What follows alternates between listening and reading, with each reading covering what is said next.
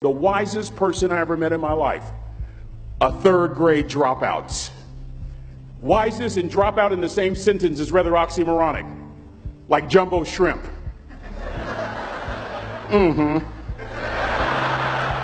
Like fun run, ain't nothing fun about it.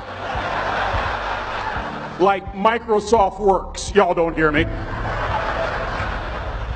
I used to say like country music, but I've lived in Texas so long, I love country music now. I hunt, I fish, I have cowboy boots and cowboy. Y'all, I'm a black neck redneck. Do you hear what I'm saying to you? No longer oxymoronic for me to say country music. And it's not oxymoronic for me to say third grade and dropout. That third grade dropout, the wisest person I ever met in my life, who taught me to combine knowledge and wisdom to make an impact, was my father. A simple cook. Wisest man I ever met in my life. Just a simple cook. Left school in the third grade to help out on the family farm, but just because he left school doesn't mean his education stopped. Mark Twain once said, "I've never allowed my schooling to get in the way of my education."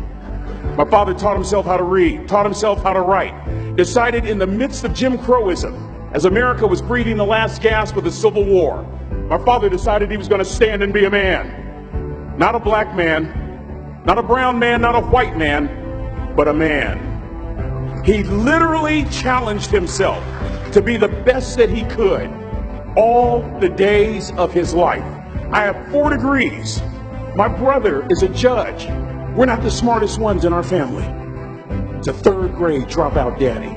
A third grade dropout daddy who was quoting Michelangelo, saying to us, "Boys, I won't have a problem if you aim high and miss, but I'm going to have a real issue if you aim low and hit."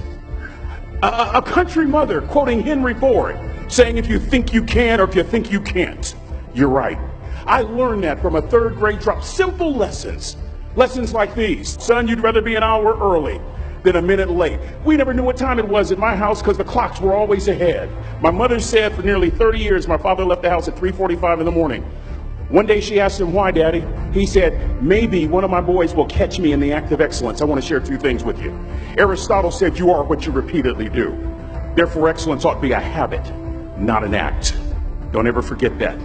I know you're tough, but always remember to be kind. Always. Don't ever forget that. Never embarrass mama. Yeah. If mama ain't happy, ain't nobody happy. If daddy ain't happy, don't nobody care. But I'm trying to tell you. Next lesson. Lesson from a cook over there in the galley. Son, make sure your servant's towel is bigger than your ego. Ego is the anesthesia that deadens the pain of stupidity. Y'all might have a relative in mind you want to send that to. Let me say it again. Ego is the anesthesia that deadens the pain of stupidity. Pride is the burden of a foolish person. John Wooden coached basketball at UCLA for a living, but his calling was to impact people. And with all those national championships, guess what he was found doing in the middle of the week? Going into the cupboard, grabbing a broom, and sweeping his own gym floor. You want to make an impact? Find your broom. Every day of your life, you find your broom. You grow your influence that way. That way you're attracting people so that you can impact them. Final lesson. Son, if you're going to do a job, do it right. I've always been told how average I can be. Always been criticized about being average. But I want to tell you something. I stand here before you, before all of these people, not listening to those words, but telling myself every single day to shoot for the stars, to be the best that I can be. Good enough isn't good enough if it can be better, and better isn't good enough if it can be best. Let me close with a very personal story that I think will bring all this into focus. Wisdom will come to you in the unlikeliest of sources, a lot of times through failure.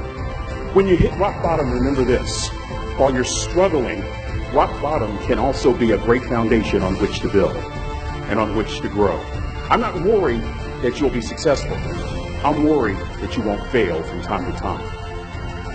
The person that gets up off the canvas and keeps growing, that's the person that will continue to grow their influence. Back in the 70s, to help me make this point, let me introduce you to someone. I met the finest woman I'd ever met in my life. Back in my day, we'd have called her a brick house. This woman was the finest woman I'd ever seen in my life. There's just one little problem. Back then, ladies didn't like big old linemen. The blind side hadn't come out yet. They like quarterbacks and running backs. We're at this dance, and I find out her name is Trina Williams from Lompoc, California. And we're all dancing, and we're just excited. And I decide in the middle of dancing with her that I would ask her for her phone number. Trina was the first one. Trina was the only woman in college who gave me her real telephone number. The next day, we walked to Baskin & Robbins ice cream parlor. My friends couldn't believe it. This has been 40 years ago, and my friends still can't believe it. We go on a second date, and a third date, and a fourth date.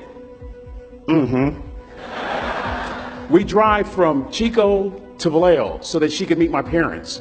My father meets her.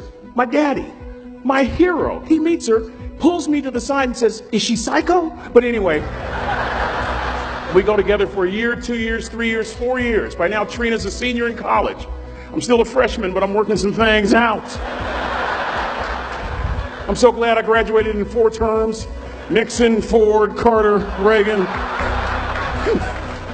So now it's time to propose. So I talk to her girlfriends, and it's California, it's in the 70s, so it has to be outside. You have to have a candle, and you have to have, some chocolate. Listen, I'm from the hood. I had a bottle of Boone's Farm wine. That's what I had. She said yes. That was the key. I married the most beautiful woman I'd ever seen in my life. Y'all ever been to a wedding, and even before the wedding starts, you hear this? How in the world? And it was coming from my side of the family.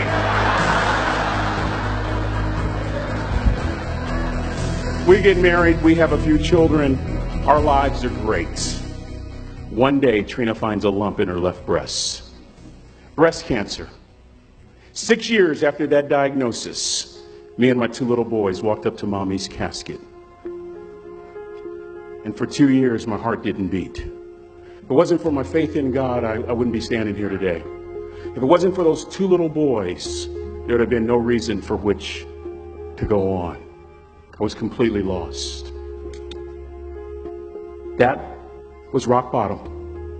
You know what sustained me? The wisdom of a 3rd grade dropout. The wisdom of a simple cook. We're at the casket. I'd never seen my dad cry. But this time I saw my dad cry. That was his daughter. Trina was his daughter, not his daughter-in-law.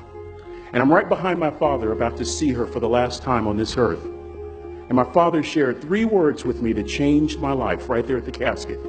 It would be the last lesson he would ever teach me. He said, "Son, just stand. You keep standing. You keep standing. No matter how rough the sea, you keep standing." And I'm not talking about just water. You keep standing. No matter what, you don't give up. And as clearly as I'm talking to you today, these were some of her last words to me. She looked me in the eye and she said, "It doesn't matter to me any longer how long I live. What matters to me most is how I live." I ask y'all one question, a question that I was asked all my life by a 3rd grade dropout. How you living? How you living? Every day, ask yourself that question, how you living? Here's what a cook would suggest you to live this way. That you would not judge. That you would show up early. That you'd be kind. That you'd make sure that that servant's towel is huge and used. That if you're going to do something, you do it the right way. That cook would tell you this, that it's never wrong to do the right thing. That how you do anything is how you do everything. And in that way, you will grow your influence to make an impact. In that way, you will honor all those who have gone before you, who have invested in you. Look in those unlikeliest places for wisdom. Enhance your life every day by seeking that wisdom and asking yourself every night, how am I living? May God richly bless y'all. Thank you for having me.